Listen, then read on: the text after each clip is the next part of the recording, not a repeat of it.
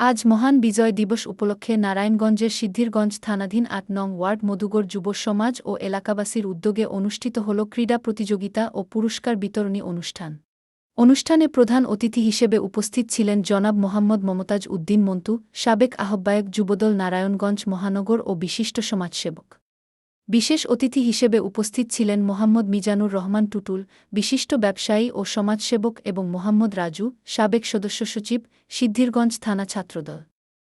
অনুষ্ঠানের সভাপতিত্ব করেন ছাত্রদল ও স্বেচ্ছাসেবক দলের নেতৃবৃন্দ।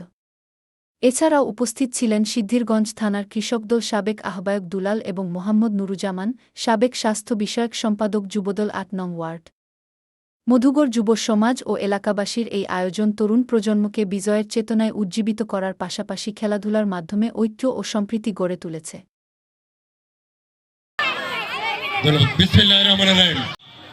বিএনপির প্রতিষ্ঠাতা শহীদ রাষ্ট্রপতি জিয়াউর রহমানকে শ্রদ্ধার সাথে স্মরণ করি। তার পাশাপাশি আল্লাহ রব্বুল আলামিনের দরবারে দোয়া রইল, আল্লাহ রব্বুল আলামিন যেন তার জীবন দশার সমস্ত গুনাহ খাতা মাফ করে দিয়ে তাকে জান্নাতে ফেরদৌস নসিব করে। বিজয় দিবস উপলক্ষে আমাদের সিদ্ধিরগঞ্জ থানা এরিয়ায় বিশেষ করে ৮ নং ওয়ার্ডে অনেক জায়গায় এই খেলাধুলা পুরস্কার বিতরণী আলোচনা সভার আয়োজন করেছে। সেই সমস্ত প্রোগ্রামে আমি আরো 4টা অনুষ্ঠানে ওইখানে অতিথি ওইখানে যাইতে হইব। সেই জন্য আমি আজকে এখানে যারা অনুষ্ঠান আয়োজন করেছে তাদেরকে বলেছি, তোমরা 3টায় তোমাদের অনুষ্ঠান শুরু করবা, আমরা আসরের পর এখানে অনুষ্ঠান সমাপ্তি ঘোষণা করে অন্যখানে চলে যাব। আরেকদিন আগামীতে আরো সুন্দর করে, আরো বড় করে, আরো ব্যাপকভাবে এই মধুগড়ে এই জায়গাতে অনুষ্ঠান হইব। সেই অনুষ্ঠানে আমরা ওই খেলাধুলাতে শুরু করে দিনব্যাপী পুরস্কার বিতরণী আলোচনা সভা এবং তখন যদি কোনো সাংস্কৃতিক অনুষ্ঠান হয় সেই অনুষ্ঠানে আমরা সময় দিব।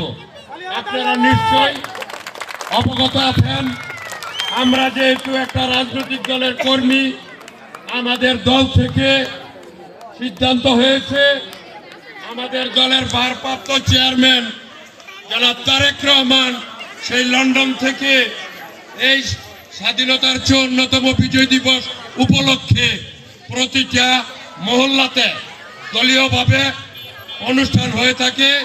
উনি ওইখান থেকে ডিক্লারেশন দিয়েছে, সামনে যেহেতু এই ফেব্রুয়ারি মাসে জাতীয় সংসদ নির্বাচন, তার পাশাপাশি আমাদের বিএনপির ভারপ্রাপ্ত চেয়ারম্যানের শ্রদ্ধেয় আম্মা, আমাদেরও আম্মা, মায়ের তুল্য দেশনেত্রী বেগম খালেদা জিয়া, তিনবারের প্রধানমন্ত্রী, উনি দীর্ঘদিন যাবৎ অসুস্থতায় উনি এই ঢাকার এভার কেয়ার হাসপাতালে মৃত্যুর সাথে পাঞ্জা লড়তেছে।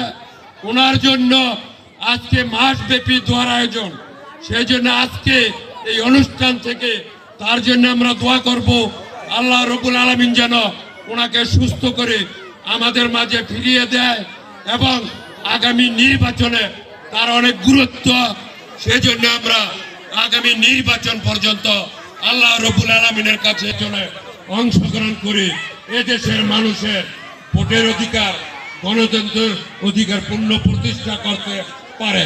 কারণ দীর্ঘ 17 বছর পর আমরা আগামী ফেব্রুয়ারিতে নির্বাচনে অংশগ্রহণ করব।